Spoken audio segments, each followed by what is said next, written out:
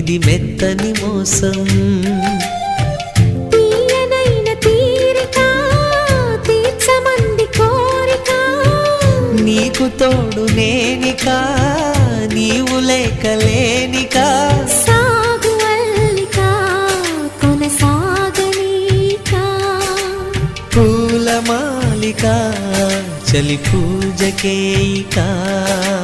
మైనా ఏమైనావే మన్మథ మాసం, అయినా ఎంతైనా ఇది మెత్తని మోసం.